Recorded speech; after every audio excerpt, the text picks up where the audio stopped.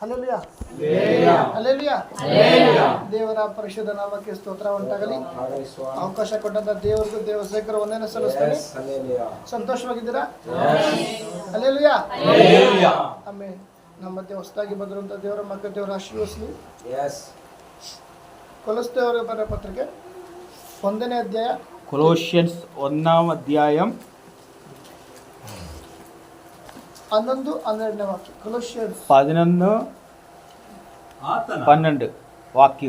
ಆತನ ಮಹಿಮಾ ಶಕ್ತಿಯ ಪ್ರಕಾರ ಪರಿಪೂರ್ಣ ಬಲ ಹೊಂದಿ ಬಲಿಷ್ಠರಾಗಿ ಆನಂದ ಪೂರ್ವಕವಾದ ತಾಳ್ಮೆಯನ್ನು ದೀರ್ಘಶಾಂತಿಯನ್ನು ಯಾವಾಗಲೂ ತೋರಿಸುವವರಾಗಿರಬೇಕೆಂತಲೂ ಬೆಳಕಿನ ರಾಜ್ಯದೊಳಗೆ ದೇವ ಜನರ ಬಾಧ್ಯತೆಯಲ್ಲಿ ಪಾಲುಗಾರರಾಗುವುದಕ್ಕೆ ನಿಮ್ಮನ್ನು ಯೋಗ್ಯರನ್ನಾಗಿ ಮಾಡಿದ ತಂದೆಗೆ ಕೃತಜ್ಞತಾ ಸ್ತುತಿ ಮಾಡುವವರಾಗಬೇಕೆಂತಲೂ ದೇವರನ್ನು ಬೇಡಿಕೊಳ್ಳುತ್ತೇವೆ. ಆಮೆನ್. ಸ್ತೋತ್ರ. ಮಹಾಪರಿಶುದ್ಧನು ಸರ್ವಶಕ್ತನೂ ಆಗಿರುವಂತಹ ನಮ್ಮ ಪರಲೋಕ ತಂದೆ ದೇವರ ಒಳ್ಳೆಯ ಸಮಯಕ್ಕೆ ಸ್ತೋತ್ರ ಸ್ವಾಮಿ.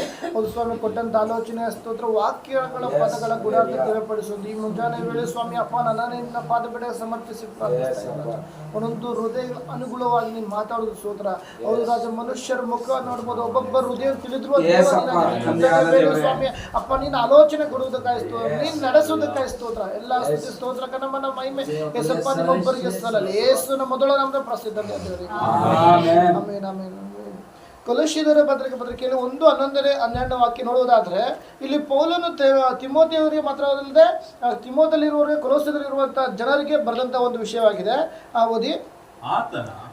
ಆತನ ಮಹಿಮಾ ಶಕ್ತಿಯ ಪ್ರಕಾರ, ದೇವರ ಮಹಿಮಾ ಶಕ್ತಿಯ ಪ್ರಕಾರ ಪರಿಪೂರ್ಣ ಬಲ ಹೊಂದಿ.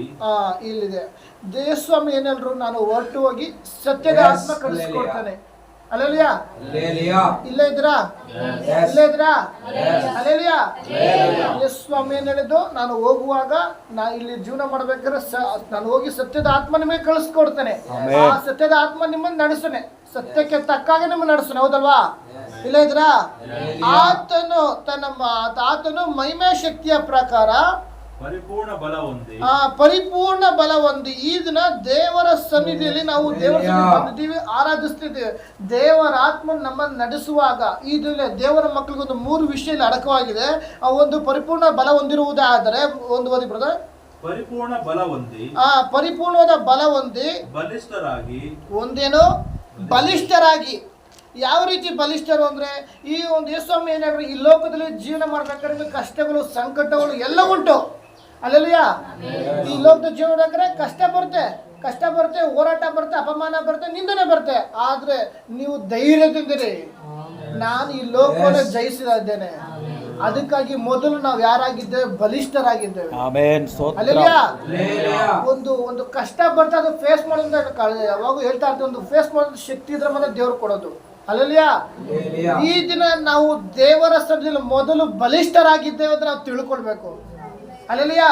ನಮ್ಗೆ ಯಾರೋ ಒಂದು ಅಪಮಾನ ಪಡಿಸ್ತಾರೆ, ವೇದನೆ ಮಾಡ್ತಾ ಇದ್ರೆ, ನಿಂದಿಸ್ತಾ ಇದ್ರೆ ನಾವು ಕುಗ್ಗೋಗ್ತೀವಿ ಅಂತ ದೇವ್ರ ವಾಕ್ಯ ಹೇಳ್ತಾರೆ. ನೀನು ಕಂಗೆಟ್ರೆ ನಾನೇ ಕಂಗೆಡಿಸ್ಬೇಡ. ನಾವು ಕಂಗೆಡ್ಕೊಂಡು ಸೋತೋಗ್ತಾ ಇರ್ತೀವಿ. ಹಲ್ಲೆಲೂಯಾ. ನಾನ್ ಯಾರು? ದೇವರ ಸನ್ನಿಧಿ ಬಲಿಷ್ಠನು. ಅಪಮಾನ ಪಡಿಸ್ಬೋದು, ನನ್ನ ಕಣ್ಣೀರು ಮಾಡ್ಬೋದು, ಇಲ್ಲಿಂದ ನನ್ನ ಕೆಲಸದಿಂದ ಓಡಿಸ್ಬೇಕು ಅಂತ ಮಾಡ್ಬೋದು, ನಮ್ಮನ್ನು ಏನೇ ಒಂದು ನಿಂದನೆ ಗುರಿ ಮಾಡ್ಬೋದು. ಆದ್ರೆ ದೇವರ ಸನ್ನಿಧಿಯಲ್ಲಿ ದೇವರ ಯೇಸುಸ್ವಾಮಿ ಹೇಳ್ತಿ, ಈ ಲೋಕದಲ್ಲಿ ಕಷ್ಟ ಉಂಟು, ಎಲ್ಲವೂ ಏನೇ ಕಷ್ಟ ಬಂದ್ರು ಈ ಲೋಕವನ್ನು ನಾನು ಜಯಿಸಿದ್ದೇನೆ, ನೀನು ಧೈರ್ಯದಿಂದರು. ಯಾಕಾಗಿ? ಮೊದಲು ನೀನು ಬಲಿಷ್ಠನು. ಹಲ್ಲೆಲೂಯಾ. ಹಲ್ಲೆಲೂಯಾ. ಹೊರಟುವಾಗಿ ಸತ್ಯದ ಆತ್ಮ ನಿಮ್ಗೆ ಕಳಿಸ್ಕೊಡ್ತೀನಿ ಅಂತ ಹೇಳಿದಾರಲ್ಲ, ಆ ಆತ್ಮ ನಮ್ಮಲ್ಲಿ ಇರುವುದೇ ಆದ್ರೆ ಈಗ ನಾವೇ ನಾನು ಬಲಿಷ್ಠನು. ಆ ಒಂದು ಧೈರ್ಯ ನಮಗೆ ಬರ್ಬೇಕು ಈ ದಿನದಲ್ಲಿ. ಹಲ್ಲೆಲೂಯಾ. ಎಂತ ಪರಿಸ್ಥಿತಿ ಬರ್ಬೋದು, ನಮ್ಮನ್ನ ನಿಂದಿಸುವಂತ ಪರಿಸ್ಥಿತಿ ಬರ್ಬೋದು, ಕಣ್ಣೀರು ಹಾಕುವಂತ ಪರಿಸ್ಥಿತಿ ಬರ್ಬೋದು, ನಾನು ಯಾರಾಗಿದ್ದೇನೆ? ಹಲ್ಲೆಲೂಯಾ. ಹಲ್ಲೆಲೂಯಾ. ಅದಕ್ಕೆ ಒಂದು ಕೊಲೊಸ್ಸೆಯಲ್ಲಿರುವ ಜನಗಳಿಗೆ ಪೌಲನು ಸ್ಪಷ್ಟವಾಗಿ ಹೇಳ್ತಾನೆ, ಆತನ ಮಹಿಮೆ ಶಕ್ತಿಯ ಪ್ರಕಾರ ನೀವು ಪರಿಪೂರ್ಣವಾದ ಬಲ ಹೊಂದಿದ್ದೀರಾ. ನೀವು ಬಲ ಇಲ್ಲ ಅಂತಲ್ಲ. ನಾನು ಅನ್ಕೋಬಹುದು, ಅಯ್ಯೋ ದೇವ್ರೆ, ನಾನು ಕಣ್ಣೀರಿಂದ ಪ್ರಾರ್ಥನೆ ಮಾಡ್ತಾ ಇದ್ದೀನಿ, ನನ್ನ ಪ್ರಾರ್ಥನೆ ಯಾರು ಕೇಳ್ತಾ ಇಲ್ವಾ? ದೇವರ ಗೋಳಾಡ್ತಿರ್ಬೋದು, ಆದ್ರೆ ನೀವು ಎಂತ ಒಂದು ಕಣ್ಣೀರಿಂದ ಮಾಡಿದ್ರೆ ಅಂತ ದೇವರು ನಿಮ್ಮ ನೋಡುವಾತನಾಗಿದ್ದಾನೆ. ಮನುಷ್ಯರು ಒಂದು ಪಕ್ಷ ನೋಡದೇ ಇರ್ಬೋದು, ಒಡ ಹುಟ್ಟಿದವ್ರು ನಿಮ್ಮನ್ನ ನೋಡದೇ ಇರ್ಬೋದು, ಸ್ವಂತದವ್ರು ನಿಮ್ಮ ಕಣ್ಣೀರು ನಿಮ್ಮ ವೇದನೆ ಕೇಳದೇ ಇರ್ಬೋದು, ಆದ್ರೆ ತಂದೆ ದೇವರ ಇಲ್ದ್ರ ಆತನ ಮಹಿಮೆಯ ಶಕ್ತಿಯ ಪ್ರಕಾರ ಅಲೆಲಿಯ ಪರಿಪೂರ್ಣ ಬಲ ಹೊಂದಿದವರಾಗಿದ್ದೀರಿ. ಅಲೆಲಿಯ ನೀವು ಪರಿಪೂರ್ಣದ ಬಲ ಹೊಂದಿರುವುದೇ ಆದ್ರೆ ಮೊದಲು ನೀನು ಯಾರಾಗಿದ್ಯಾ? ಬಲಿಷ್ಠನಾಗಿದ್ಯಾ. ನೀನಾಗೆ ಎದುರಾಗಿ ಕಲ್ಪಿಸುವ ಯಾವ ಇದು ಜಯಿಸೋದು, ಯಾಕಾಗಿ ನೀನು ಬಲಿಷ್ಠನು. ನನಗೆ ಸುಮ್ಮನೆ ಇರಲಿಲ್ಲ, ಪರಾಕ್ರಮಶಾಲಿಯೇ. ಈ ದಿನ ದೇವರು ನಮ್ಮನ್ನ ಕರೆದಿರುವಾಗ ಅಲೆಲಿಯ ನಾನು ಹೊರಟು ಹೋಗಿ ಸತ್ಯದ ಆತ್ಮ ಕಳಿಸ್ಕೊಡ್ತೇನೆ ದೇಸಪ್ಪ ಹೇಳಿದ್ರಲ್ವಾ, ಹೌದಲ್ವಾ? ಈ ಲೋಕದಲ್ಲಿ ಜೀವನ ಮಾಡ್ಬೇಕಾದ್ರೆ ನಮ್ಗೆ ಬರ್ತಿರುವಂತ ಕಷ್ಟಗಳು ಏನಾದ್ರು ಅದ್ರ ಮಧ್ಯೆ ಸತ್ಯದ ಆತ್ಮನಿರುವುದೇ ಆದ್ರೆ, ದೇವರ ಆತ್ಮ ನಮ್ಮಲ್ಲಿ ಇರುವುದೇ ಆದ್ರೆ ಆತ್ಮನ ಸತ್ಯಕ್ಕೆ ತಕ್ಕಾಗಿ ನಮ್ಮನ್ನು ನಡೆಸ್ತಾನೆ. ಈ ದಿನದಲ್ಲಿ ನಾವು ಯಾವ ರೀತಿ ನಡೀತಾ ಇದ್ದೀವಿ ನಮ್ಮನ್ನು ನಾವು ಫಸ್ಟ್ ಪರಿಶೋಧನೆ ಮಾಡೋಣ. ಹೆಂಗಾಗಿದೆ ಅಂದ್ರೆ ಎಷ್ಟೋ ಮುಖವಾಡ ಧರಿಸಿರುವಂತ ಜನಗಳ ತರ ಆಗ್ಬಿಟ್ಟಿದ್ದಾರೆ. ಪ್ರತಿಯೊಂದು ದೇವ್ರ ಮಕ್ಳು ನೋಡುವುದಾದ್ರೆ ಏನ್ ಮಾಡ್ತಾರೆ? ಆರಾಧನೆ ಮಾಡ್ತಾರೆ, ಹೊರಗಡೆ ಹೋಗಿ ಬದಲಾಯಿಸ್ತಾರೆ. ನಾನು ನಮ್ಮ ಸಭೆಯಲ್ಲಿ ಅಂತ ಹೇಳ್ತಿಲ್ಲ, ಈ ಲೋಕದಲ್ಲಿ ನೋಡುವಾದ್ರೆ ಆರಾಧನೆ ಮಾಡ್ತಾರೆ, ಪ್ರಾರ್ಥನೆ ಮಾಡ್ತಾರೆ, ಮಾಡಬಾರ್ದ ಕೆಲಸ ಬೇರೆ ಮಾಡ್ತಾ ಇರ್ತಾರೆ. ಅಲ್ಲಿ ಆದ್ರೆ ಈ ಒಂದು ಕೊನೆ ದಿನದಲ್ಲಿ ನಂಬಿಗಸ್ತರು ದೇವಸ್ಥಾನ ಬರುವಾಗ ನಂಬಿಗಸ್ತರು ಯಾರೋ ಹುಡುಕರು ಕೆಲವು ಮಾತ್ರ, ಯಾರು ಸಿಕ್ಕೋದಿಲ್ಲ ಅಂತ ಇದೆ. ಅಲ್ಲಲ್ಲಿಯ ಆದ್ರೆ ಈ ಒಂದು ಅಂತ್ಯದಲ್ಲಿ ನಾವು ದೇವರ ಸನ್ನಿಧಿಯಲ್ಲಿ ಹೆಂಗಿದ್ದೇವೆ ಅಲ್ಲಲ್ಲಿಯ, ಅದಕ್ಕೆ ಅಂತ ನೀನು ಮೊದಲು ಯಾರಾಗಿದ್ಯಾ? ಬಲಿಷ್ಠನಾಗಿದ್ಯಾ. ಆ ಒಂದು ತಿಳುವಳಿಕೆ ನನಗೆ ಬರ್ಬೇಕು. ನನಗೆ ಎಷ್ಟೇ ಅಪಮಾನ ಬರ್ಬೋದು, ದುಃಖ ಬರ್ಬೋದು, ವೇದನೆ ಬರ್ಬೋದು, ಕಣ್ಣೀರು ಹಾಕಿಸ್ಬೋದು, ನಾನು ಬಲಿಷ್ಠನಾಗಿದ್ದೇನೆ. ತಂದೆಯ ಆತ್ಮ ನನ್ನಲ್ಲಿದೆ. ಅಲ್ಲಲ್ಲಿಯ ದೇವರ ಆತ್ಮ ನನ್ನನ್ನು ನಡೆಸುವ ಆತನಾಗಿದ್ದಾನೆ. ಅಲ್ಲಲ್ಲಿಯ ಸೆಕೆಂಡ್ ಓದಿ, ಆನಂದ ಪೂರ್ವಕವಾದ ತಾಳ್ಮೆಯನ್ನು. ಇಲ್ಲಿ ಒಂದು ತಾಳ್ಮೆ, ಬರೀ ತಾಳ್ಮೆ ಅಲ್ಲ, ಆನಂದ ಪೂರ್ವಕವಾದ ತಾಳ್ಮೆ. ನಿನಗೆ ಕಣ್ಣೀರು ಬರ್ತದೆ, ವೇದನೆ ಇದೆ, ಒಬ್ಬರನ್ನ ಮೆಚ್ಚಿಸೋದಕ್ಕೋಸ್ಕರ ಕಣ್ಣೀರು ಹಾಕಿರೋದು ವ್ಯರ್ಥ. ದೇವರ ಮುಂದೆ ನಾವು ಒಂದು ಆಳವಾಗಿ ಹೃದಯದಿಂದ ಪ್ರಾರ್ಥನೆ ಮಾಡುವುದಾದ್ರೆ ನನ್ನ ಪ್ರಾರ್ಥನೆಗೆ ಪ್ರತಿಯೊಂದು ಲೆಕ್ಕ ಉಂಟು. ಅಲ್ಲಲ್ಲಿಯ ಅಲ್ಲಿ ಬರೀ ತಾಳ್ಮೆ ಅಂತ ಬರ್ದಿಲ್ಲ, ಆನಂದ ಪೂರ್ವಕವಾದ ತಾಳ್ಮೆ. ಅಬ್ರಾಹ್ಮನಿಗೆ ದೇವರು ವಾಗ್ದಾನ ಮಾಡಿದ್ರು. ಅಲ್ಲಲ್ವೇ ಯಾವ ರೀತಿ ಒಂದು ನಂಬಿಕೆಯಿಂದ ಇದ್ದ, ಯಾವ ರೀತಿ ತಾಳ್ಮೆಯಿಂದ ಇದ್ದ, ಹೌದಲ್ವಾ? ಇನ್ನೂ ಒಂದು ವಿಷಯ ನೋಡುವುದಾದ್ರೆ ಅದೊಂದು ವಾಕ್ಯ ಓದ್ಬಿಡೋಣ. ಅಬ್ರಾಹ್ಮಂದು ಇಬ್ಬರೇ ಬರೆದ ಪತ್ರಿಕೆಯಲ್ಲಿ 6:15 ವಾಕ್ಯ ಓದ್ಬಿಡಿ. ಅದಾದ್ಮೇಲೆ ನೆಕ್ಸ್ಟ್ ಒಬ್ರು ಪ್ರಸಂಗಿ 10:4 ವಾಕ್ಯ ತೆಗೆದಿಟ್ಕೊಳ್ಳಿ. 6ನೇ ಅಧ್ಯಾಯ 15ನೇ ವಾಕ್ಯ. ಆ ವಾಗ್ದಾನದ ಫಲಕ್ಕೋಸ್ಕರ ಅಬ್ರಾಮನು ಎಷ್ಟು ದಿವಸ? ಬಹು ದಿವಸ. ಹಲ್ಲೆಲೂಯ. ಎಷ್ಟನೇ ವಯಸ್ಸಿಗೆ ಅಬ್ರಾಮನ್ ಮಗು ಕೊಟ್ಟಿದ್ದು? ಎಷ್ಟನೇ ವಯಸ್ಸಿಗೆ? ಇಲ್ಲೇ ಇದ್ರಾ? 100 ವಯಸ್ಸಿಗೆ ದೇವ್ರು ಮಗು ಕೊಡ್ತಾನೆ. ಅದು ಮಗು ಅವನು ಬಹು ದಿವಸ ಅವನು ಸಹಿಸ್ಕೊಂಡಿದ್ದಾನೆ ಅಂದ್ರೆ ಅವನ ನಂಬಿಕೆ ಹೆಂಗಿದೆ. ಅಲ್ಲೆಲಿಯ ಪುತ್ರ ಸಂತಾನವು ಗರ್ಭಫಲವು ಆತನ ಬಹುಮಾನವಾಗಿದೆ. ಅಲ್ಲೆಲಿಯ ಇಲ್ಲೇ ಇದ್ರಾ? ದೇವರ ಸರಿ ನಾವು ಬಂದಿರುವಾಗ ನಮ್ಗೆ ಈ ದಿನ ನಮ್ಗೊಂದು ನಂಬಿಕೆ ಹೆಂಗಿರ್ಬೇಕು ಅಂದ್ರೆ, ಯೆಶಾಯ 55 ಅನ್ನೋದು ದೇವರ ಬಾಯಿಂದ ಬಂದಂತ ಮಾತು ಆತನ ಇಷ್ಟಾರ್ಥ ನೆರವೇರಿಸಲು ಯಾವುದೇ ಕಾರಣಕ್ಕೂ ಹಿಂತಿರುಗಿ ಹೋಗೋದಿಲ್ಲ. ನಮ್ಗೆ ಒಂದು ಮಗು ಇಲ್ದೇ ಇರ್ಬೋದು. ಅಲ್ಲೆಲಿಯ ನಾವು ಈಗ ದೇವ್ರ ಹತ್ರ ಪ್ರಾರ್ಥನೆ ಮಾಡ್ತಾ, ದೇವರೇ ನನಗೆ ಈ ದಿನ ಮಗು ಬೇಕು, ಆ ಪುತ್ರ ಸಂತಾನ ಯೆಹೋವನಿಂದ ಬಂದಂತ ಸ್ವಾಸ್ಥ್ಯ, ಗರ್ಭಫಲ ಆತನ ಬಹುಮಾನವಾಗಿದೆ. ಈ ದಿನ ದೇವರ ನಂಬಿಕೆನ ಬೇಡುವಾದ ಆದರೆ ದೇವ್ರು ಹೇಳ್ತಾ ಇದ್ರೆ ನೀನ್ ನಂಬಿದ್ರೆ ದೇವರ ಮಹಿಮೆ ಕಾಣ. ಅಬ್ರಾಹ್ಮನು ಯಾವ ರೀತಿ ನಂಬಿಕೆಯಿಂದ ಕಾಯ್ತಾನೆ ನೋಡಿ. ಅಬ್ರಾಹ್ಮನು ಆ ವಾಗ್ದಾನದ ಫಲಕ್ಕೋಸ್ಕರ ಆ ಬಹು ದಿವಸ ಅಂತ ಒಂದು ನಂಬಿಕೆ ಈ ದಿನ ಬರಬೇಕು. ಅದು ಎರಡನೇದು ತಾಳ್ಮೆ. ಯಾವ ತರ ತಾಳ್ಮೆ? ಅದು ಆನಂದಕರವಾದ ತಾಳ್ಮೆ. ಅಲ್ಲಲ್ಯಾ ಆನಂದ ಪೂರ್ವಕವಾದ, ಬರೀ ತಾಳ್ಮೆ ಅಲ್ಲ, ಆನಂದ ಪೂರ್ವಕವಾದ ತಾಳ್ಮೆ. ಅಂತ ಒಂದು ತಾಳ್ಮೆ ನಮ್ಗೆ ಈ ದಿನ ಬರಬೇಕು. ಇದು ಹಿಂಗೆ ಇರಲಿ. ಇನ್ನೊಂದು ವಾಕ್ಯ ಪ್ರಸಂಗಿ 10ನೇ ಅಧ್ಯಾಯ 4ನೇ ವಾಕ್ಯ ಓದೋಣ.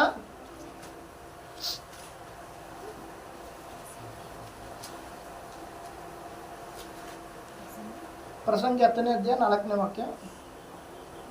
ದೊರೆಯು ನಿನ್ನ ಮೇಲೆ ಸಿಟ್ಟುಗೊಂಡರೆ ಉದ್ಯೋಗವನ್ನು ಬಿಡಬೇಡ. ಹಲ್ಲೆಲೂಯಾ, ಹಲ್ಲೆಲೂಯಾ, ಹಲ್ಲೆಲೂಯಾ. ಆನಂದ ಪೂರ್ವಕವಾದ ತಾಳ್ಮೆ. ನೀನು ಮೊದಲು ಯಾರಾಗಿದ್ಯಾ? ಬಲಿಷ್ಠನಾಗಿದ್ಯಾ. ಅಲ್ಲಲ್ಲಿಯ ನಾವು ಬಲಿಷ್ಠರಾಗಿದ್ದೇವೆ, ಹೌದಲ್ವಾ? ಸೆಕೆಂಡ್ ಬಂದಿ ಪಾಯಿಂಟು ಆನಂದಪೂರ್ವಕವಾದ ತಾಳ್ಮೆ. ಬರೀ ತಾಳ್ಮೆ ಅಲ್ಲ, ಆನಂದಪೂರ್ವಕವಾದ ತಾಳ್ಮೆ. ಆ ತಾಳ್ಮೆ ನಿನ್ನಲ್ಲಿರುವಾಗ ಓದಿ ಬ್ರದರ್, ದೊರೆಯು ನಿನ್ನ ಮೇಲೆ ಸಿಟ್ಟುಕೊಂಡರೆ. ಒಂದು ಕಂಪನಿ ನಾವು ಕೆಲಸ ಮಾಡುವಾಗ ಒಂದು ಮ್ಯಾನೇಜರ್ ಇರ್ಬೋದು, ವರ್ಕರ್ ಆಫೀಸರ್ ಇರ್ಬೋದು, ಇನ್ಚಾರ್ಜ್ ಇರ್ಬೋದು, ನಮ್ಮ ಮೇಲೆ ಕೋಪ ಮಾಡ್ಕೊಂಡ ಅಂದ್ರೆ ನಾವು ಕೋಪ ಮಾಡ್ಕೊಂಡ್ರೆ ಹೆಂಗೆ? ಅಲ್ಲಲ್ಲಿಯ ಅದಕ್ಕೆ ನಿಮ್ಗೊಂದು ತಾಳ್ಮೆ ಯಾವ ತರ ಅಂದ್ರೆ ಆನಂದಪೂರ್ವಕವಾದ ತಾಳ್ಮೆ. ನಾವು ನಿನ್ನಲ್ಲೇ ಇರಲಿ, ನೀನು ದೇವ್ರ ಹತ್ರ ಕಣ್ಣೀರು, ದೇವ್ರಿಗೆ ಒಪ್ಪಿಸು. ಅವ್ರು ನಮ್ಗೆ ಎಷ್ಟೇ ಅಪಮಾನ ಮಾಡ್ಬೋದು, ಎಷ್ಟೇ ನಿಂದಿಸ್ಬೋದು. ನಾನು ಹೊಸ್ದಾಗಿ ಸೇರ್ಕೊಂಡಾಗ ನಾನು ನಿದ್ದೆ ಮಾಡ್ತೇನೆ ಬಿಡು, ಬ್ರೀಫಿಂಗ್ ನಿಂತ್ಕೊಂಡ್ರೆ ಸಾಕು 5-6 ರೂಪಾಯಿ ಯಾವಾಗ ನಿದ್ದೆ ಮಾಡ್ತಾನೆ ಅಂದ್ರೆ ಚುಚ್ಚಿ ಹೇಳೋರು. ನನಗೆ ನಮ್ಮ ಮ್ಯಾನೇಜರ್ ನೋಡ್ಬಿಟ್ಟು ಹಂಗೆ ಸರ್ ಯಾವಾಗ ಹಂಗೆ ಹೇಳ್ಬಿಟ್ಟು ಚುಚ್ಚು ಮಾತಾಡ ನಂಗೆ ಕೋಪ ಬರ್ತೈತೆ ಅಂದ್ಬಿಟ್ಟು ನಾನು ಒಂದು ಸ್ವಲ್ಪ ಮಾತಾಡ್ಬಿಟ್ಟಿದ್ದೆ. ಸರಿಗೆ ಹೋದಾಗ ಸಿಗ್ನಲಾಗಿ ಹಂಗೆ ಮಾತಾಡ್ಬೇಡ್ರಿ, ನಂಗೆ ಮಾತಾಡೋ ಕೋಪ ಬರುತ್ತೆ ಅಂತ ಹೇಳಿದ್ದೆ. ಹೌದಲ್ಲ, ನಮ್ಮ ಮನುಷ್ಯರಾದವ್ರು ನಾವು ಯಾರಾದರೂ ಒಂದು ಏನಾರ ಹೇಳಿದ್ರೆ ಸಹಿಸುವಂಥ ಶಕ್ತಿ ನಮ್ಗಿರೋದಿಲ್ಲ. ಅಲ್ಲಲ್ಲಿಯ ಆ ವಾಕ್ಯ ಓದಿ, ದೊರೆಯು ನಿನ್ನ ಮೇಲೆ ಸಿಟ್ಟುಕೊಂಡರೆ ಉದ್ಯೋಗ ಬಿಡಬೇಡ. ಈ ದಿನದ ಮೇಲೆ ಒಂದು ಕಂಪನಿಲಿ ನಿನ್ನ ಅಪಮಾನ ಮಾಡ್ಬೋದು, ನಿಂದನೆ ಮಾಡಬಹುದು, ನಿನ್ನ ಮೇಲೆ ಕೋಪನೆ ಮಾಡ್ಬೋದು. ಅಲ್ಲಲ್ಲಿಯ ನೀನು ಕೆಲಸ ಬಿಡುವಂತ ತೀರ್ಮಾನ ಮಾಡ್ಲೇಬೇಡ. ಅಲ್ಲಲ್ಲಿಯ ನೀನು ಯಾರಾಗಿದ್ದೀಯಾ? ಬಲಿಷ್ಠನಾಗಿದ್ದೀಯಾ? ದೇವರ ಮಗನ ನೀನು, ಸಾಧಾರಣ ವ್ಯಕ್ತಿ ಅಲ್ಲ ನಾವು. ಅಲ್ಲಲ್ಲಿಯ ಆ ಒಂದು ತಿಳುವಳಿಕೆ ನಮ್ಗಿರ್ಬೇಕು. ಆಗಿರುವಾಗ ಆ ಬರೀ ತಾಳ್ಮೆ ಅಲ್ಲ, ಆನಂದಪೂರ್ವಕವಾದ ತಾಳ್ಮೆ. ಆ ತಾಳ್ಮೆ ಇಲ್ಲಿ ನಮಗೆ ಕೆಲಸ ಮಾಡಿಸುತ್ತೆ. ಹಂಗೆ ಓದಿ ಬರೋದ ಮುಂದೆ ಅದೇ ಓದಿ, ದೊರೆಯು ನಿನ್ನ ಮೇಲೆ ಸಿಟ್ಟುಕೊಂಡರೆ ಉದ್ಯೋಗವನ್ನು ಬಿಡಬೇಡ. ಏನಂತ? ತಾಳ್ಮೆಯು ದೊಡ್ಡ ದೋಷವನ್ನು ಅಡಗಿಸುತ್ತದೆ. ಈ ದಿನ ನೀನು ತಾಳ್ಮೆಯಿಂದಿರುವುದೇ ಆದರೆ ಅಲ್ಲಲ್ಲಿಯ ಶತ್ರು ಆದವನು ನಿನ್ನ ಮೇಲೆ ಎಷ್ಟೇ ಕುತಂತ್ರ ಮಾಡ್ಬೋದು, ಎಷ್ಟೇ ಕಾರ್ಯಗಳು ಮಾಡ್ಬೋದು, ನೀನು ಬಹು ಪರಿಪೂರ್ಣವಾದ ತಾಳ್ಮೆಯಿಂದ ನೀನು ಇರುವುದೇ ಆದರೆ ಅಲ್ಲಲ್ಲಿಯ ಶತ್ರುವವನ ಎಲ್ಲ ಕುತಂತ್ರಗಳು ಸಹ ನಿನ್ನ ಮುಟ್ಟಕ್ಕಾಗೋದಿಲ್ಲ. ದೇವ್ರ ವಾಕ್ಯದ ಯಾವ ಕೇಡು ಸಂಭವಿಸಿದ್ರು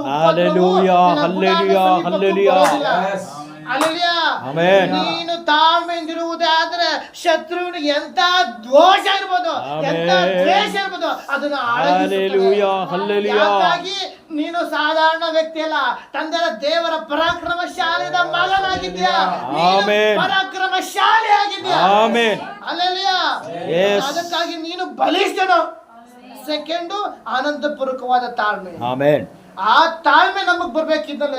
ಆ ತಾಳ್ಮೆ ನಮಗ್ ಬರುವುದಾದ್ರೆ ಎಂತ ಪರಿಸ್ಥಿತಿ ಬಂದ್ರು, ಇಕ್ಕಟ್ಟಿನ ಪರಿಸ್ಥಿತಿ ಬಂದ್ರು, ಸೋತೋಗುವಂತ ಪರಿಸ್ಥಿತಿ ಬಂದ್ರು, ಬಲಹೀನತೆಯ ಪರಿಸ್ಥಿತಿ ಬಂದ್ರು, ಅದ್ರ ಮಧ್ಯೆ ನಾವು ದೇವರನ್ನ ಸ್ತುತಿಸ್ತೀವಿ. ಅಲ್ಲೆಲಿಯಾ ಒಂದು ಕಷ್ಟ ಬರ್ತದೆ, ಏನೇ ಬಂದ್ರು ಸಹ ನಾವು ದೇವರನ್ನ ಸ್ತುತಿಸುವಾಗ ಆತನು ನಮ್ಮನ್ನ ಅದ್ರ ಮಧ್ಯದಲ್ಲಿ ನಡೆಸುವಾತನಾಗಿದ್ದಾನೆ. ಅಲ್ಲೆಲಿಯಾ ಒಂದು ಕಷ್ಟ ಬರ್ತದೆ, ಹೋರಾಟ ಬರ್ತದೆ ಅಂದ್ಬಿಟ್ಟು ನಾವೇನ್ ಮಾಡ್ತೀವಿ, ಬರುವಂತ ಕಷ್ಟಗಳನ್ನ ನಾವು ಎದುರು ನೋಡ್ತೀವಿ. ಯಾವ ರೀತಿ ಸಮುದ್ರದ ಮೇಲೆ ಪೇತ್ರ ನಡ್ಕೊಂಡು ಹೋಗುವಾಗ ಅಲೆಗಳು ನೋಡ್ಕೊಂಡು ಮುಳುಗ್ತಾ ಇದ್ದ, ಯೇಸು ಸ್ವಾಮಿ ನೋಡ್ತಾ ಇದ್ದಂಗೆ ಅವನು ಮುಳುಗ್ಲಿಲ್ಲ ಅಲ್ಲಿ. ಹೌದಲ್ವಾ? ನಿಮ್ಗೆಲ್ಲಾ ಸಾಧಾರಣ ತಿಳಿರುವಂತ ವಾಕ್ಯ ಅದು. ಯಾವಾಗ ಯೇಸು ಸ್ವಾಮಿ ನೋಡ್ದೋ ಸಮುದ್ರ ಮೇಲೆ ಸಾಧಾರಣವಾಗಿ ನಡ್ಕೊಂಡು ಹೋಗ್ತಾನೆ. ಹೌದಲ್ವಾ? ಸರಾಗವಾಗಿ ನಡೀತಾ ಇದ್ದಾನೆ. ಯಾವಾಗ ಅಕ್ಕಪಕ್ಕ ಅಲೆಗಳು ನೋಡ್ದೋ ಮುಳುಗೋಗ್ತಾನೆ. ಇದೇ ನಮ್ಮ ಜೀವಿತ ನಡೆಯುತ್ತಿರುವಂತ ಕಾರ್ಯ. ನಾವು ಯಾವಾಗ ನಮ್ಮ ಪರಿಸ್ಥಿತಿಗಳಲ್ಲಿ, ಕಷ್ಟದಲ್ಲಿ, ವೇದನೆಯಲ್ಲಿ, ದುಃಖದಲ್ಲಿ, ಅಪಮಾನ ಆಗುವಂತ ಪರಿಸ್ಥಿತಿಯಲ್ಲಿ, ಕಣ್ಣೀರಿಕ್ಕುವಂತ ಪರಿಸ್ಥಿತಿಯಲ್ಲಿ ದೇವರ ದೃಷ್ಟಿಸುವುದೇ ಆದ್ರೆ ಅವೆಲ್ಲದರ ಮಧ್ಯದಲ್ಲಿ ದೇವರು ನಿನ್ನ ಎಲ್ಲದರ ಮಧ್ಯದಲ್ಲಿ ದೇವರು ಕರ ಹಿಡಿದು ನಡೆಸುವಂತಾಗಿದ್ದಾರೆ. ಆದ್ರೆ ನೀವು ದೇವರನ್ನ ಬಿಟ್ಟು ಕಷ್ಟನ, ಅಪಮಾನ, ನೀನು ಕಂಗೆಟ್ರೆ ನಾನು ನನ್ನ ಕಂಗೆಡಿಸ್ತೇನೆ. ಈ ದಿನದಲ್ಲಿ ನಾವು ಎಂತ ಪರಿಸ್ಥಿತಿ ಬಂದ್ರು ನಾವು ಅದಕ್ಕೋಸ್ಕರ ವಾಕ್ಯ ಹೇಳ್ತಾ ಇದೆ, ದೇವ ಆತನು ಮಹಿಮೆಯ ಶಕ್ತಿಯ ಪ್ರಕಾರ. ಅದು ಹಂಗೆ ಇರಲಿ. ಹನ್ನೆರಡನೇ ವಾಕ್ಯ ಬನ್ನಿ, ಒಂದು ಕೊರತದವ್ರಿಗೆ, ಒಂದು ಕೊಲೊಸ್ಸೆದವರಿಗೆ ಪತ್ರಿಕೆಯಲ್ಲಿ 11 ಆಯ್ತು. 12ನೇ ವಾಕ್ಯ ಓದಿ. ಬೆಳಕಿನ ರಾಜ್ಯದೊಳಗೆ ಪಾಯಿಂಟ್ ಇಲ್ಲಿದೆ. ಬೆಳಕಿನ ರಾಜ್ಯದೊಳಗೆ ದೇವ ಜನರ ಬಾಧ್ಯತೆಯಲ್ಲಿ. ಒಂದು ನಿಮಿಷ, ನಾವು ನಮ್ಮನ್ನ ದೇವರು ಆರಿಸಿಕೊಂಡಿದ್ದಾರೆ ಅಂದ್ರೆ ಆತನ ಮಹಿಮೆಯಾದ ಬೆಳಕಿನ ರಾಜ್ಯದಲ್ಲಿ.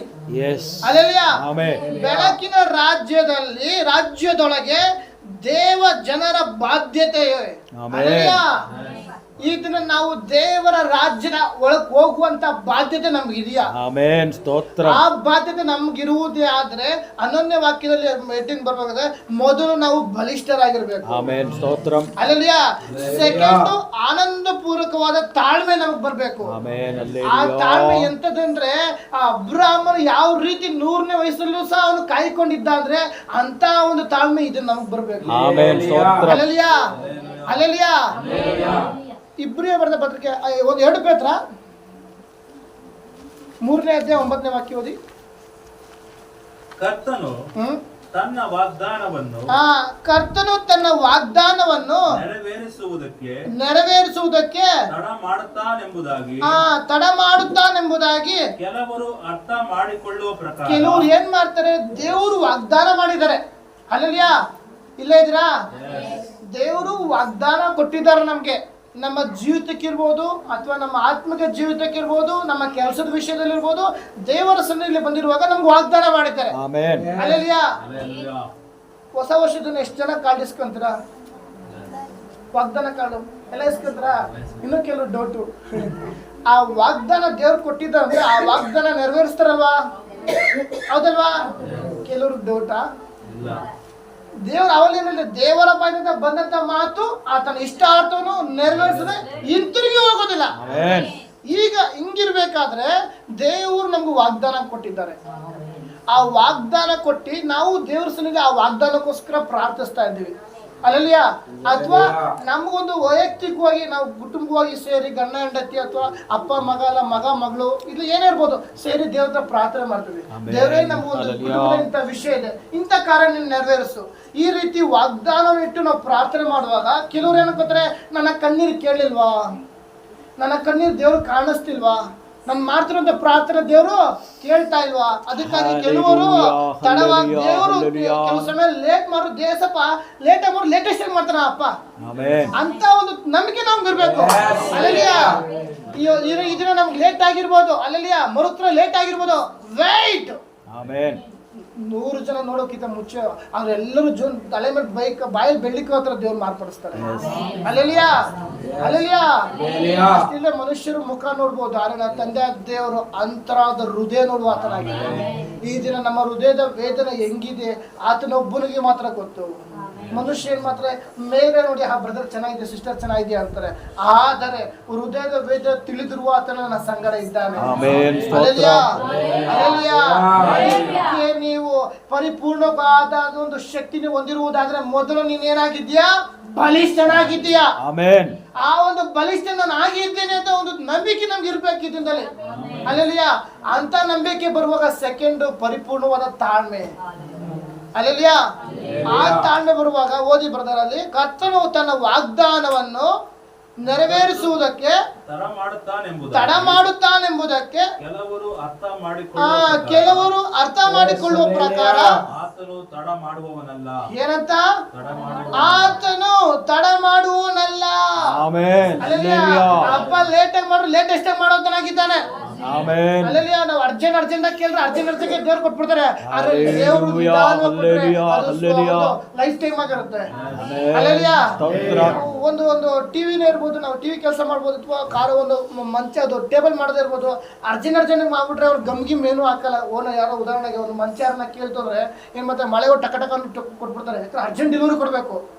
ಅದೇ ಟೈಮ್ ಕೊಟ್ರೆ ಆ ಕಡೆ ಫೆವಿಕಲ್ ಹಾಕಿ ಗಮ್ ಹಾಕಿ ಎಲ್ಲ ಅಂಟಿಸಿ ಕ್ಲೀನಾಗಿ ಕೊಡ್ತಾರೆ. ಅವಾಗ ಲೈಫ್ ಟೈಮ್ ಬರುತ್ತೆ. ಅದೇ ಮೇಲೆ ಮಳೆ ಹೊಡೆದು ಟಕ ಚಿಕ್ಕ ಮಳೆ ಹೊಡೆದು ಕುತ್ಕೊಂಡು ಯಾರ ನಂತರ ಇನ್ನೊಂದು ನಂತರ ಇನ್ನ 3 ಜನ ಸೇರಿರೋದು ಅಪ್ಪ ಇರೋದು ಏನಾಯ್ತದ ಚೇರ್ ಡಮಾಲಿಶ್ ಆಗ್ಬಿಟ್ರೆ ನಾನು ಪಟ್ಟಿದ ಪ್ರಯಾಸನೇ ಆಯ್ತು. ಅಲ್ಲಲ್ಯಾ? ಅದಕ್ಕೆ ನಾವು ವೇಟ್ ಮಾಡೋಣ, ಅರ್ಜೆಂಟ್ ಬೇಡ. ತಡವಾದರೂ ಕಾದಿರು, ನಿರೀಕ್ಷೆ ಕುಂದೋಗೋದು ಬೇಕಿಲ್ಲ. ನಿನ್ನ ಪ್ರಾರ್ಥನೆ ಕೇಳುವಾತನು ನನ್ನ ಸಂಗಡ ಇದ್ದಾನೆ ಅಂತ ಒಂದು ನಂಬಿಕೆ ನಮ್ಗೆ ಬರ್ಬೇಕಿಲ್ಲ. ನಮ್ಮನ್ನ ಸ್ವಂತ ಕುಟುಂಬದವರೇ ನಿಂದಿಸ್ಬೋದು, ಅಪಮಾನ ಪಡಿಸ್ಬೋದು, ಕಣ್ಣೀರ್ ಹಾಕ್ಸ್ಬೋದು, ಆದರೆ ನಿನ್ನ ಪ್ರಾರ್ಥನೆ ಕೇಳುವ ಆತನಲ್ಲಿದ್ದಾನೆ. ಆಮೆನ್. ಅಲ್ಲೆಲಿಯಾ. ಅದಕ್ಕೆ ನಾವು ಪ್ರಾರ್ಥನೆ ಕೇಳ್ತಾ ಇಲ್ವಾ, ನಮ್ಗೆ ಪ್ರಾರ್ಥನೆ ಮರುತ್ರ ಇಲ್ವಾ ಅಂತ ನಾವು ಎಷ್ಟೋ ಸಲ ಗೋಳಾಡಿದ್ದೇವೆ. ಪ್ರತಿಯೊಬ್ರು ಸಹ, ನಾನು ಸಹ ಎಷ್ಟೋ ಸಲ ದೇವರೇ, ನಾನು ಇಷ್ಟು ಪ್ರಾರ್ಥನೆ ಮಾಡ್ತೇನೆ, ಯಾಕೆ ಮರುತ್ರ ಇಲ್ಲ, ಯಾಕೆ ನನ್ಗೆ ಮರುತ್ರ ಸಿಗ್ತಾ ಇಲ್ಲ? ಅದಕ್ಕಾಗಿ ನಾವು ಪ್ರಾರ್ಥನೆ ಸುಮ್ಮನೆ ಇರೋ ತಂದೆ ದೇವರಲ್ಲ, ತಡವಾದರೂ ಕಾದಿರೋ. ಆಮೆನ್. ಅಲ್ಲೆಲಿಯಾ. ಆ ವಾಕ್ಯ ಓದಿ ಬರ್ತಾರದು, ಈ ಓದಿ.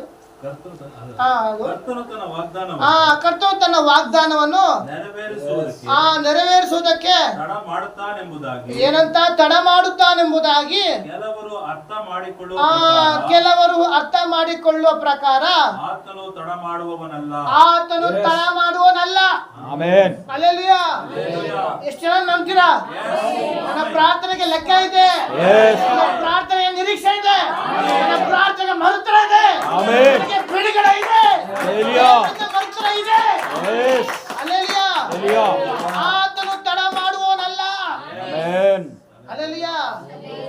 ನನ್ನ ಪ್ರಾರ್ಥನೆ ಕೇಳದೆ ಸುಮ್ಮನೆ ಕುತ್ಕೊಳ್ಳುವಂತ ದೇವ್ರು ನನ್ನ ದೇವ್ರು ಕಿವುಡ ದೇವ್ರ ಅಲ್ಲ. ಅಲ್ಲೆಲಿಯಾ. ನನ್ನ ದೇವ್ರಿಗೆ ಕಿವಿ ಕೇಳಿಸುತ್ತೆ. ಆಮೆನ್. ಹೌದಲ್ವಾ? ಈ ದಿನ ಆ ಒಂದು ನಂಬಿಕೆ ಬೇಕು. ಆಮೆನ್. ಲೇಟ್ ಆಗಿರ್ಬೋದು, ನೋಟ್ ಬರೀ ಏಸಪ್ಪ ಲೇಟೆಸ್ಟ್ ಆಗಿ ಮಾಡ್ತಾರೆ. ಯೆಸ್. ನಿಧಾನ ಆಗಿರ್ಬೋದು, ಇನ್ನು ಅತ್ಯಧಿಕವಾಗಿ ದೇವ್ರು ಮಾಡ್ತಾರೆ. ನೀನು ಬೇಡೋದಕ್ಕಿಂತಲೂ ಯೋಚಿಸೋದಕ್ಕಿಂತಲೂ ಅತ್ಯಧಿಕ ಮಾಡುವ ದೇವರಾಗಿದ್ದಾರೆ. ಆಮೆನ್. ಅಲ್ಲೆಲಿಯಾ. ಅದಕ್ಕಾಗಿ ತಡವಾದರೂ ನೀನು ಸುಮ್ಮನೆ ಕಾದುಕೊಂಡಿರು. ಅಲ್ಲೆಲಿಯಾ. ಆತನು ತಡ ಮಾಡುವನಲ್ಲ. ಮುಂದಕ್ಕೆ ಹೋದಿ.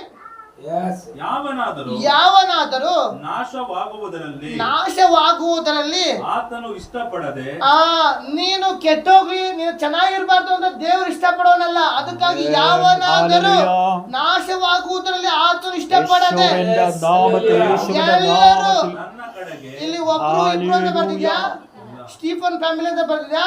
ಪಾಸ್ಟರ್ ಫ್ಯಾಮಿಲಿ ಅಂತ ಬರ್ತಿದ್ಯಾ? ನೋ, ಎಲ್ಲರೂ ಎಲೆ ಕಷ್ಟಪಡುವರೆ ಎಲ್ಲರೂ ನನ್ನ ಸಂಗಡ ಬನ್ನಿರಿ. ಆಮೆನ್. ನಾನು ನಿಮಗೆ ಸಮಾಧಾನ ಅನುಗ್ರಹಿಸುತ್ತೇನೆ. ಅಲ್ಲೆಲಿಯಾ. ತಂದೆ ದೇವರೇ, ಆತನು ನಾಶವಾಗಬೇಕು ಅಂತ ಯಾರು ಇಷ್ಟಪಡೋನಲ್ಲ. ನಾವು ಕೆಟ್ಟೋಗ್ಬೇಕು ಅಂತ ದೇವ್ರು ಯಾವುದೇ ಕಾರಣಕ್ಕೂ. ಮಕ್ಕಳು ಈ ಲೋಕದಲ್ಲಿ ಉದಾಹರಣೆಗೆ ತಂದೆ ತಾಯಿ ತನ್ನ ಮಕ್ಕಳು ಏನೋ ಒಂದು ಕೆಟ್ಟ ಕೆಲಸ ಮಾಡಿದ್ರೆ ತಂದೆ ತಾಯಿ ಸಹಿಸ್ತಾರ? ಒಂದೆರಡು ಶಿಕ್ಷೆ ಕೊಟ್ಟು ಬುದ್ಧಿ ಹೇಳ್ತಾರೆ. ಈ ಲೋಕದ ತಂದೆ ತಾಯಿಗೆ ಅಷ್ಟು ಒಂದು ಜವಾಬ್ದಾರಿ ಬೇಕಾದ್ರೆ ಈ ಲೋಕನ ಉಂಟು ಮಾಡೋ ದೇವ್ರಿಗೆ ಇನ್ನೆಷ್ಟು ಜವಾಬ್ದಾರಿ. ಈ ದಿನ ನಮ್ಗೆ ನಿಮ್ ಮಗು ಇಲ್ಲ ಅಂತ ಅಥವಾ ನಮ್ಗೆ ಹಂಗೆ ಹಿಂಗೆ ಅಂತ ನಮ್ಮನ್ನು ನಿಂದಿಸ್ಬೋದು. ನೋ, ದೇವರು ನನ್ನ ಸಂಗಡ ಇದ್ದಾರೆ. ತಡವಾದರೂ ಕಾದಿರು, ನೆರವೇರುವಂತಾಗಿದೆ. ಅದಕ್ಕಾಗಿ ಯಾವನಾದ್ರೂ ನಾಶವಾಗುವುದ್ರಲ್ಲಿ ಆತನಿಗೆ ಇಷ್ಟವಿಲ್ಲ. ಎಲ್ಲರೂ ತನ್ನ ಕಡೆಗೆ ತಿರುಗಿಕೊಳ್ಳಬೇಕೆಂಬುದು ಅಪೇಕ್ಷವಾದದ್ದು, ಅಪೇಕ್ಷಿಸುವುದಾಗಿದ್ದು. ನಿಮ್ಮ ವಿಷಯದಲ್ಲಿ ಏನಂತ? ದೀರ್ಘ ಶಾಂತಿ ಉಳ್ಳವನಾಗಿದ್ದಾನೆ. ಅಲ್ಲೆಲಿಯಾ. ಇದಿಲ್ಲ ಕುಲಸಿದವ್ರು ಬನ್ನಿ. ಅವಲೇನ್ ಹೇಳ್ದೆ? ಒಂದು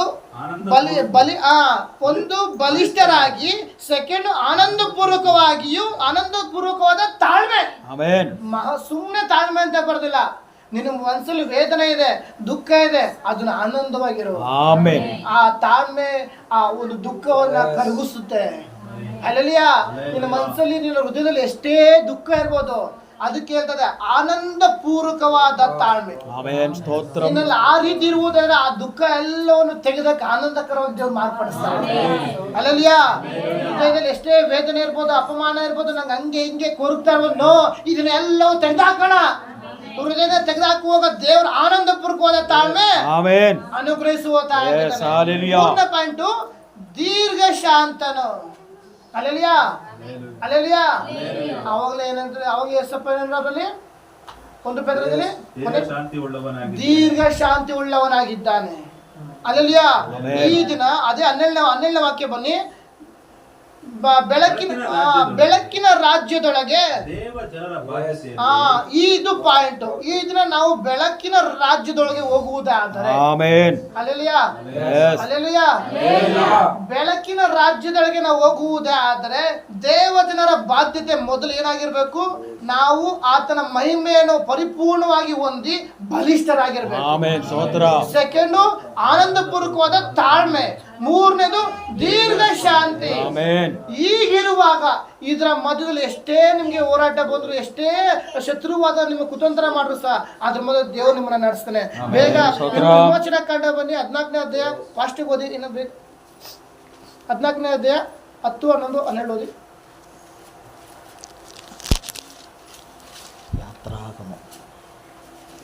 ಫರೋಹನನು ಸಮೀಪಿಸುತ್ತಿರುವಾಗ ಇಸ್ರಾಯೇಲರು, ಇಲ್ಲಿ ನೋಡಿ, ಫರೋಹನು ಸಮೀಪಿಸುತ್ತಿರುವಾಗ ಇಸ್ರಾಯೇಲರು ಕಣ್ಣೆತ್ತಿ ತಮ್ಮ ಹಿಂದೆ ಹೊರಟು ಬಂದಿದ್ದ ಐಗುಪ್ತರನ್ನು ಕಂಡು ತಮ್ಮ ಹಿಂದೆ ಹೊರಟು ಬಂದಿದ್ದ ಐಗುಪ್ತರನ್ನು ಕಂಡು ಬಹಳ ಭಯಪಟ್ಟವರಾಗಿ ಯೆಹೋವನಿಗೆ ಮೊರೆ ಇಟ್ಟರು. ಅವರು ಮೋಶೆಗೆ ಐಗುಪ್ತ ದೇಶದಲ್ಲಿ ಇಲ್ಲಿ ದೇವರಿಂದ ಮರುತರ ಹೊಂದಿ ದೇವರು ಕಟ್ಟಲ್ಪಟ್ಟ ಒಂದು ಕಾರ್ಯದಿಂದ ಬಿಡುಗಡೆ ಕೊಟ್ಟಿದ್ದಾರೆ, ಹೌದಲ್ವಾ? ಆ ಒಂದು ಅರಣ್ಯದಲ್ಲಿ ಮೋಶೆಗೆ ತಿರುಗಿ ಮಾತಾಡ್ತಾ ಇದ್ದಾರೆ. ಐಗುಪ್ತ ದೇಶದಲ್ಲಿ ಐಗುಪ್ತದಲ್ಲಿ ಸಮಾಧಿ ಇಲ್ವಾ? ನಮ್ಮನ್ನು ಸಮಾಧಿ ಮಾಡಕ್ ಕರ್ಕೊಂಡ್ ಬಂದಿದ್ಯಾ? ಅಲ್ಲಲ್ಲಿಯಾ ಸಮಾಧಿ ಇಲ್ವಾ? ಆದ್ರಿಂದ ಸಮಾಧಿಗಳಿಲ್ಲವಾದ್ದರಿಂದ ಅರಣ್ಯದಲ್ಲಿ ಸಾಯಿಲಿ ಎಂಬುದಾಗಿ ನಮ್ಮನ್ನು ಇಲ್ಲಿಗೆ ಕರೆಕೊಂಡು ಬಂದು ಏನು ಕ್ವಶನ್ ಮಾರ್ಕ್. ನಮ್ಮನ್ನ ಏನು ಅರಣ್ಯದಲ್ಲಿ ಏನು ಸಮಾಧಿ ಇಲ್ವಾ?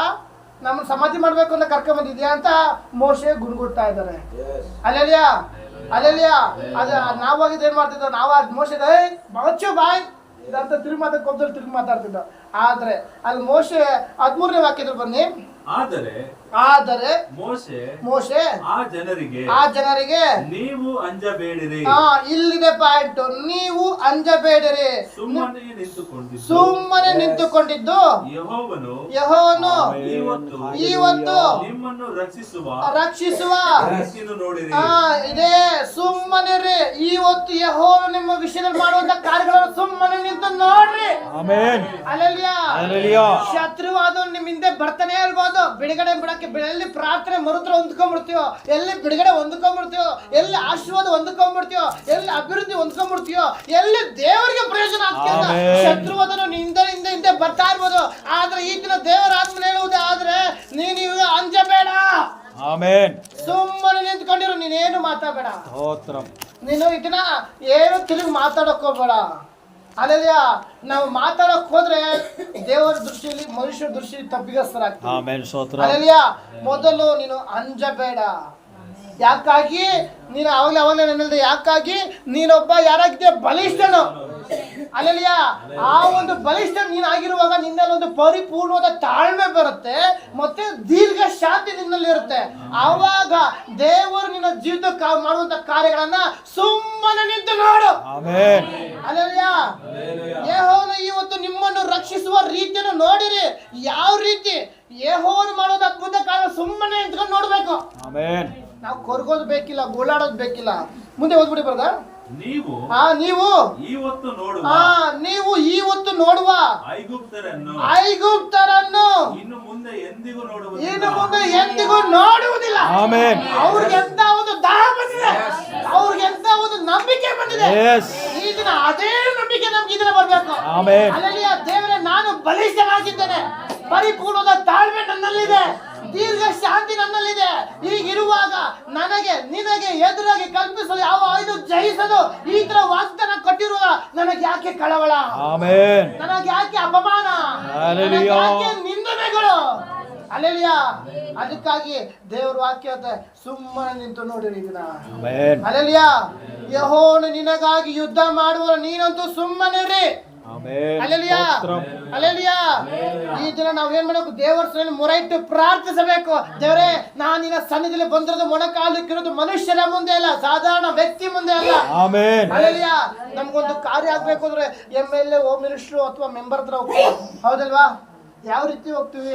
ಅವ್ರ ಹತ್ರ ಮಾತಾಡೋದಕ್ಕೋಸ್ಕರ ಅವರು ಮೆಚ್ಚಿಸೋದಕ್ಕೋಸ್ಕರ ಒಂದು ತಗ್ಗಿ ಬಗ್ಗೆ ನೋಡಿದ್ರ ಯಾರನ್ನ ಒಂದು MLA ಅಂತ ಯಾರ ಬಂದ್ರೆ ನಾವೇನು ಮಾಡ್ತೇವೆ ಹೇಳೋ ಹಿಂಗೆ ಹೋಯ್ತೀವ ಏನು ಸರ್ ಸ್ವಲ್ಪ ಕಾರ್ಯ ಮಾಡಿ ಸರ್ ಮನೆ ರೋಡಿಗೆ ಗೌರವ ಕೊಟ್ಕೊಂಡು ಹೋಗ್ತೀವಿ. ಅವ್ರು ನೋಡಿದ್ರೆ ಅವ್ರ ಪೊಸಿಷನ್ಗಾರ ಗೌರವ ಕೊಡ್ತೀವಿ. ಅದೇ ತಂದೆ ದೇವರು ನಮ್ಮ ಸಂಗಡ ಬರುವಾಗ ನಾವು ದೇವರ ಸರಿ ನಾವು ಹೋಗುವಾಗ ವಕ್ರು ಹೋಗ್ತೀವ, ಅದು ಹೆಂಗ್ ಕೂತಿರ್ತೀವಿ ಅದು ನಾವು ನಮ್ಮನ್ನ ನಾವು ಫಸ್ಟ್ ಪರಿಶೋಧನೆ ಮಾಡ್ತೀವಿ. ಅಲ್ಲೆಲಿಯಾ ಅಲ್ಲೆಲಿಯಾ ಯೆಹೋವ ನಿಮಗೋಸ್ಕರ ಯುದ್ಧ ಮಾಡುವತನಾಗಿದ್ದಾನೆ, ನೀವು ಸುಮ್ಮನೆ ಇರಿ ಅಂತ ಈ ತರ ವಾಕ್ಯ ಬರ್ದಿರುವಾಗ ನಾವು ಮೊಣಕಾಲಾಕಿ ಕಣ್ಣೀರಿಂದ ಮಾತಾಡೋ ಪ್ರಾರ್ಥನೆ ಯಾರೋ ರೋಡಲ್ಲಿ ಹೋಗೋ ವ್ಯಕ್ತಿ ಹತ್ರ ಅಲ್ಲ. ಅಲ್ಲೆಲಿಯಾ ಸಾಧಾರಣ ವ್ಯಕ್ತಿ ಹತ್ರ ಅಲ್ಲ.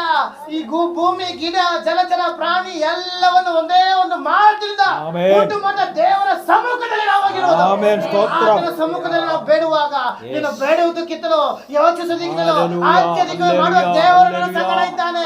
ನಾನು ಯಾರಾಗಿದ್ದೇನೆ ಈ ದಿನ ಬಲಿಷ್ಠನು. ಆ ಒಂದು ನಂಬಿಕೆ ನಮಗೆ ಬರಬೇಕು. ಅಲ್ಲೆಲಿಯಾ ಸೆಕೆಂಡ್ ಪರಿಪೂರ್ಣವಾದ ತಾಳ್ಮೆ ನಮಗೆ ಬರಬೇಕು. ಮೂರನೇದು ಒಂದು ದೀರ್ಘ ಶಾಂತಿ ನಮಗೆ ಬರಬೇಕು. ಆಗಿದ್ರೆ ಮಾತ್ರ ನಮಗೊಂದು ಮರುತ್ರ ದೇವರ ಸನ್ನಿಧಿ ಸಿಗುತ್ತೆ. ಕಳೆದ ಈ ಜ್ಞಾನೋಕ್ತಿಗಳು ಓದೋಣ 16:32.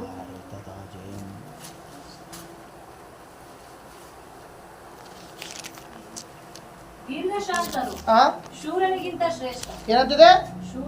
ದೀರ್ಘ ಶಾಂತನು ಶೂರನಿಗಿಂತನೂ ಶ್ರೇಷ್ಠ. ಅಲ್ಲೆಲಿಯಾ ಈ ದಿನ ನಾವು ದೇವರ ಸನ್ನಿಧಿ ದೀರ್ಘ ಶಾಂತನಾಗಿದ್ರೆ ನಾವು ದೇವರ ಸನ್ನಿಧಿ ಯಾವ ರೀತಿ ಶ್ರೇಷ್ಠ ಉಳ್ಳವರಾಗಿದ್ದೇವೆ. ಒಬ್ಬ ಶೂರನಾದ ಒಬ್ಬ ಜಿಮ್ ಬಾಡಿ ಉದಾಹರಣೆಗೆ ಜಿಮ್ ಮಾಡ್ಕೊಂಬಂದು ಅವನು 6 ಪ್ಯಾಕ್ ಮಾಡ್ಕೊಂಬಂದು ಹೆಂಗಿದ್ರು ದೇವ್ರ ದೃಷ್ಟಿಲಿ ನಾವು ಮನುಷ್ಯರ ಮುಖ ನೋಡುವುದಲ್ವಾ ಹೃದಯ ನೋಡುವತನಾಗಿರುವಾಗ ದೀರ್ಘ ಶಾಂತನಾದ ಕೋಪಿಷ್ಟ ದೇವ್ರು ನೋಡ್ತಾರೆ.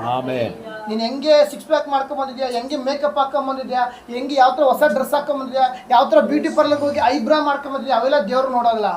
ಅಲ್ಲೆಲಿಯಾ ದೀರ್ಘ ಶಾಂತನು ಶೂರನಿಗಿಂತಲೂ ಶ್ರೇಷ್ಠನು. ಮುಂದೆ ಓದಿ ಸರ್. ತನ್ನನ್ನು ಆಳುವವನು ಪಟ್ಟಣವನ್ನು ಗೆದ್ದವನಿಗಿಂತನೂ ಬಲಿಷ್ಠನು. ಅಲ್ಲೆಲಿಯಾ ನಮ್ಮನ್ನು ಯಾರು ಆಳ್ವಿಕೆ ಮಾಡ್ತಾ ಇದ್ದಾರೆ, ನಮ್ಮನ್ನು ಯಾರು ಲೋಕದಲ್ಲಿ ನಡೆಸ್ತಾ ಇರೋದು ತಿಳುವಳಿಕೆ ನಮಗೆ ಬರಬೇಕು.